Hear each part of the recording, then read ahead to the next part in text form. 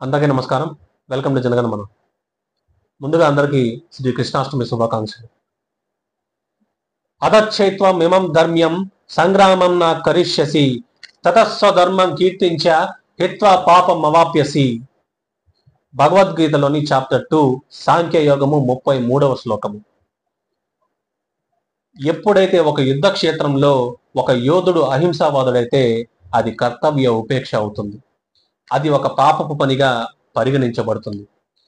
సమస్యాత్మకమైనదిగా భావించి కర్తవ్యాన్ని గాని విడిచిపెడితే అర్జున అది ఒక పాపానికి పాల్పడినట్లే అని శ్రీకృష్ణుడు అర్జునుడికి యుద్ధ క్షేత్రంలో చెప్తున్న మాట.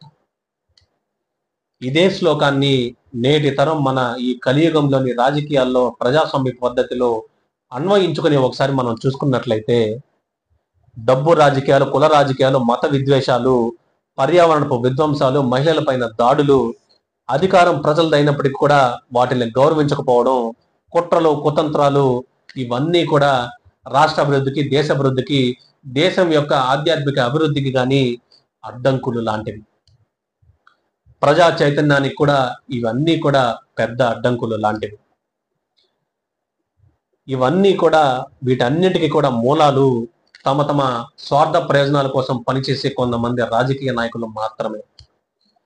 వారందరినీ కూడా ప్రజాస్వామ్యపు పద్ధతిలోనే దూరం పెట్టాలంటే తక్షణ కర్తవ్యంగా 2 తెలుగు రాష్ట్రాల్లోని యువత ఆ భారం మోయవలసిన పరిస్థితి అవసరం ఉంది. అందుకు జనసేన పార్టీ ఒక చక్కటి వేదిక కూడా.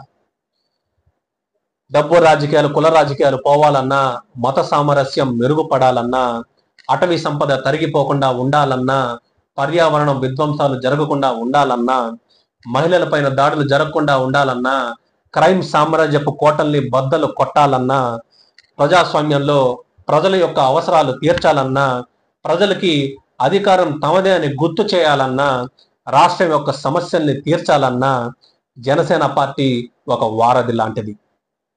నువ్వైనా కానీ, నేనైనా కానీ, ఎవరైనా కానీ, రాష్ట్ర యువత అయినా కానీ, సమస్త ప్రజానికం కానీ జనసేన పార్టీ లాంటి ఒక పార్టీని కానీ మనం కానీ పెంచి పోషించకుండా ఉంటే మన అందరం కూడా మన కర్తవ్యాన్ని విస్మరించిన వాళ్ళం అవుతాం.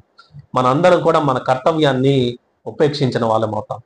అందుకు పాపాన్ని కూడా మన అందరం కూడా మూటగట్టుకున్న వాళ్ళం అవుతాం. భారత్ మాతకి జై. జై హింద్.